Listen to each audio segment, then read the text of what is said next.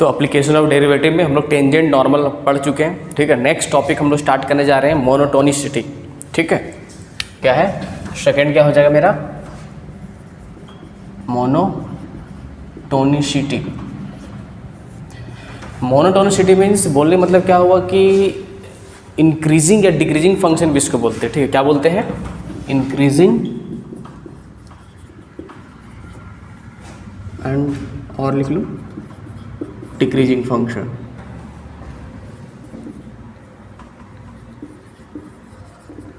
Decreasing function, ठीक है।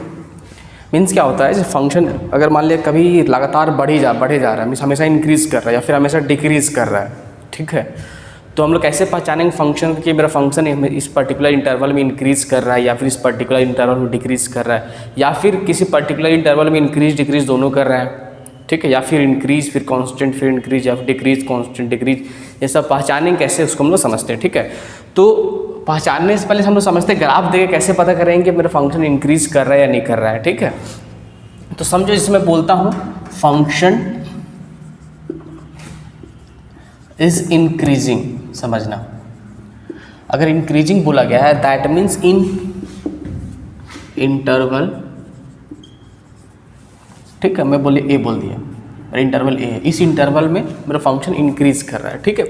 तो इंक्रीज बोलने का मतलब क्या हुआ, जैसे देखो, जैसे मान लिया मैं ग्राफ दे रखा है इस तरीके का, सपोज मैंने ऐसा ग्राफ दे रखा है इस तरीके का, दिस इज एक्स एक्सिस, ठीक है, मान लिया है ना। कोई फंक्शन दे रखा है, स्ट्रेट लाइन दिख रहा है मेरे को, एनीवे कोई दिक्कत नहीं है, ठीक है। मान लिया एफ एक्स दे रखा है, ठीक। अब क्या होता है, जैसे अब समझना, जैसे सपोज यहाँ पे x1 है और यहाँ पे क्या है x2, तो ऑफकोर्स एक्स एक्सिस पे x2 मेरा ग्रेटर होगा x1 से, ठीक है। तो x2 क्या हो रहा है इस जगह पे, ग्रेटर है x1 से, ठीक है। अब समझना, अगर x2 ग्रेटर x1 से और अगर fx2 ग्रेटर देन आ रहा है fx1 के, ठीक है। अभी समझते चलो, ठीक है, ऐसा हो रहा है। या फिर समझना इस जगह पे एक्स एक्सिस ऐसा हुआ, मान लो ऐसा होगा फंक्शन, फिर ऐसा जा रहा है, ठीक है। मान लो इस जगह पे क्या है ना, मान लो यहाँ पे सपोज यहाँ पे x1 है, इस जगह पे क्या है x2 है, यहाँ पे क्या है x3 है, यहाँ पे क्या है ऑफकोर्स x4 है। बात समझ में आ रहा है, ठीक है। अब देखना, जैसे अगर मान लिया यहाँ पे क्या था, इस जगह पे y एक्सिस था, यहाँ पे x एक्सिस था। अगर मैं x1 की मैं बात करूँ, ठीक है, तो यहाँ पे क्या था ऑफकोर्स fx1 आ जाएगा, ठीक है। ये x2 पे क्या होगा, यहाँ पे क्या हो जाएगा सब fx2 मेरा आ जाएगा। बात समझ में आ रहा है, ठीक है। उसी तरीके से अगर सपोज इधर कहीं y एक्सिस होगा इस तरीके का, ये मेरा y एक्सिस फॉर एग्जांपल, ठीक है। अब क्या हो रहा है, यहाँ पे आ जाएगा मेरा fx1 आ गया, ये पॉइंट जो दिख रहा है, ठीक है। यहाँ पे क्या हो जाएगा fx2 इक्वल टू fx3 एक तरह से आ जा रहा है, और यहाँ पे क्या हो जा रहा है fx4 हो जा रहा है, ठीक। अब ध्यान देने वाला बात क्या है इस जगह पे, तो वो इस x एक्सिस में ऑफकोर्स x4 मेरा सबसे आगे बड़ा होगा, then x3 then x2 then x1, means order क्या हो जाएगा इस जगह पे x4 तो हम एक ही बार में बताने जा रहा हूँ, ठीक है। एक ही बार में सबको समझ में आ जाएगा, ठीक है। x4 is greater than x3, x3 greater than x2 and x2 greater than x1। बात समझ में आ रहा है। अब इसमें क्या हो रहा है, इंक्रीजिंग फंक्शन की मैं बात कर रहा हूँ, क्या दोनों फंक्शन इंक्रीजिंग है या नहीं है, ठीक है।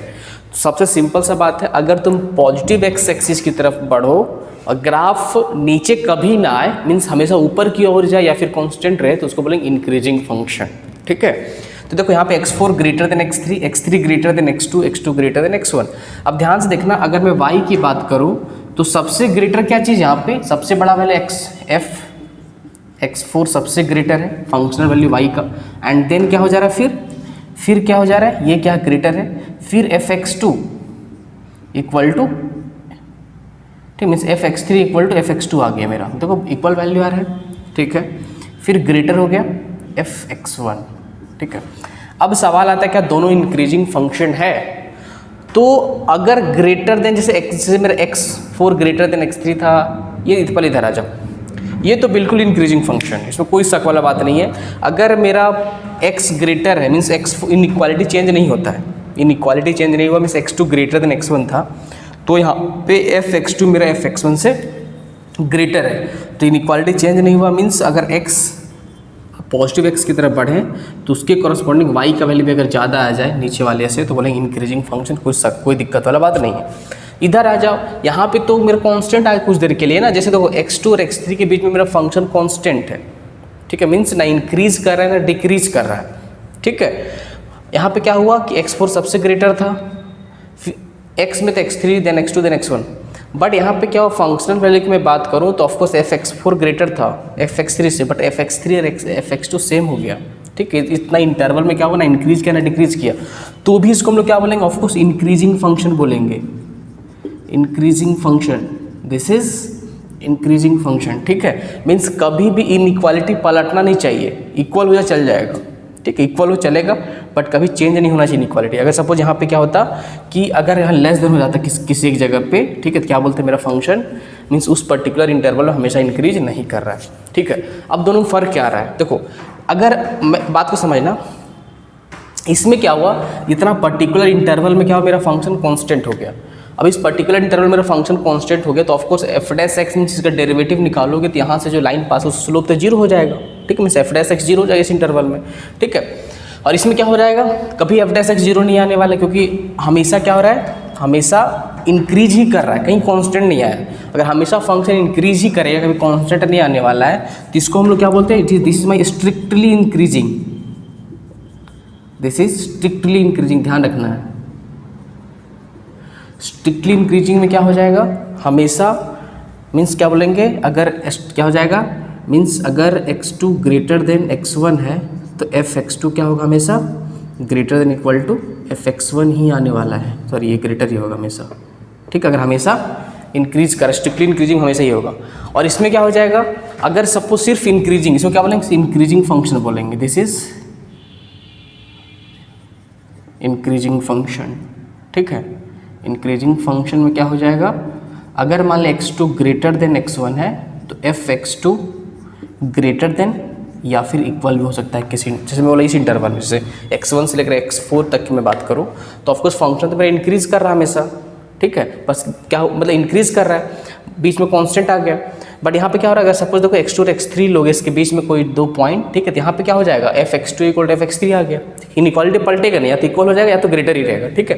तो this is increasing function and this is strictly increasing function. Strictly increasing function में हमेशा अगर x2 ग्रेटर है अगर x1 से तो हमेशा fx2 भी fx1 से ग्रेटर ही होगा, इस बात को ध्यान रखना है, ठीक है। तो ये मेरा स्ट्रिक्टली इंक्रीजिंग था, ये मेरा इंक्रीजिंग था, ठीक है।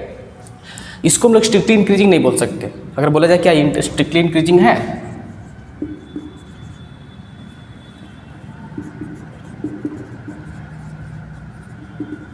बोलेंगे नहीं, नॉट इंक्रीजिंग है, ठीक है।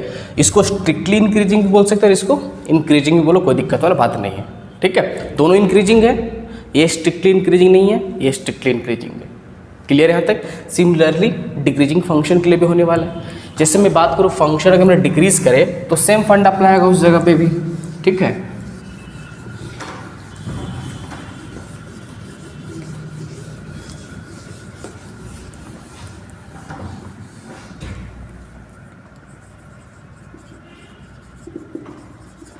अगर मैं इंटरवल ए में बोलूँ कि मेरा फंक्शन डिक्रीजिंग फंक्शन की बात करूँ, ठीक है, तो क्या होगा, देखो फिर से देख लो, एक्स एक्सिस, ठीक है, मान लो ऐसा फंक्शन इस तरीके का है ना, दिस इज वाई एक्सिस, ठीक है। फिर सेम कहानी रिपीट करते हैं हम लोग, दिख रहा है ना। अब देखो इस जगह पे क्या हो रहा है, जैसे मैं बात यहाँ पे x1, यहाँ पे क्या हो गया x2,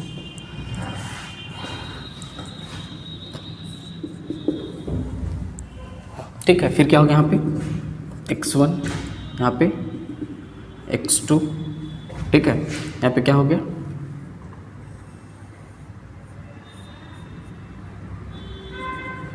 x3, फिर से क्या हुआ x4, ठीक है। अब देखो यहाँ पे क्या हो गया, x1 के कॉरस्पॉन्डिंग यहाँ पे fx1 आ जाएगा, इसके कॉरस्पॉन्डिंग क्या आ जाएगा fx2 आ गया, ठीक है। अब तो समझ में आ रहा होगा चीज़ क्या चल रहा है। ये क्या हो गया fx1, यहाँ पे क्या हो गया fx2 इक्वल टू fx3, ये क्या हो गया x4, ठीक है। अब इसमें क्या इनइक्वालिटी पलट जाएगा, ठीक है, पलट जाएगा या फिर इक्वल हो सकता है। इसमें देखो क्या हो गया x2 मेरा ग्रेटर देन x1 है, बट y का वैल्यू तो fx1 वाला ऊपर है और fx2 नीचे है, तो इनइक्वालिटी पलट गया, मीन्स fx2 जो मेरा हो गया वो लेस देन fx1 आ गया, ठीक है। यहाँ देखो इसमें क्या हो रहा है, of course x4 greater than x3 है, ग्रेटर देन x2 है, ग्रेटर देन x1 है। यहाँ पे क्या इनइक्वालिटी पलटेगा, सबसे कम वैल्यू क्या हो रहा है fx4 में आ रहा है, ठीक है। तो क्या हो गया fx4 मेरा जो है क्या हो गया लेस देन आ गया, ठीक है। फिर fx3 और क्या हो रहा है fx2 मेरा इक्वल आ जा रहा है, फिर क्या हो गया fx1। अब बात सबको समझ में आ रहा होगा। मीन्स अगर इनइक्वालिटी पलटता है, अगर इक्वल भी आता है तो भी बोलेंगे डिक्रीजिंग है, बस इनइक्वालिटी सेम नहीं होना चाहिए डिक्रीजिंग के लिए, ठीक है। तो क्या बोलेंगे इसको, हम लोग क्या बोल देंगे, this is decreasing function,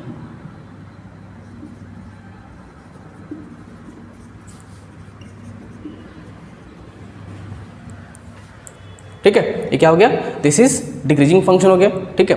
means decrease कर रहा है, और इसको क्या बोलेंगे, ऑफकोर्स स्ट्रिक्टली डिक्रीजिंग बोलेंगे। क्या हो जाएगा, strictly decreasing function. Strictly decreasing function that means हमेशा क्या होगा, अगर x2 ग्रेटर देन x1 तो हमेशा इनइक्वालिटी मेरा पलट जाएगा। बात समझ में आ रहा है। और ये क्या हो जाएगा, this is decreasing function. Decreasing function में क्या हो जाएगा, बीच में कांस्टेंट भी आ सकता है, या डिग्री मीन्स कभी इंक्रीज नहीं करेगा, ठीक है। इनइक्वालिटी देखो सेम नहीं कभी नहीं होगा, इनइक्वालिटी पलटेगा फिर इक्वल हो जाएगा, ठीक है। तो फिर से इसको अगर मैं बोलूँ डिक्रीजिंग, बिल्कुल इसको डिक्रीजिंग बोलूँ तो भी सही है, इसको अगर मैं बोल दूँ स्ट्रिक्टली डिक्रीजिंग तो गलत बात है, इसको स्ट्रिक्टली डिक्रीजिंग हम लोग बोल सकते हैं, ठीक है। तो ये था इंक्रीजिंग डिक्रीजिंग फंक्शन। हमको अगर मेरे को ग्राफ मेरे को कभी दिखे तो देख के हम लोग पहचान सकते हैं मेरा फंक्शन स्ट्रिक्टली डिक्रीजिंग है या स्ट्रिक्टली डिक्रीजिंग नहीं है, ठीक है।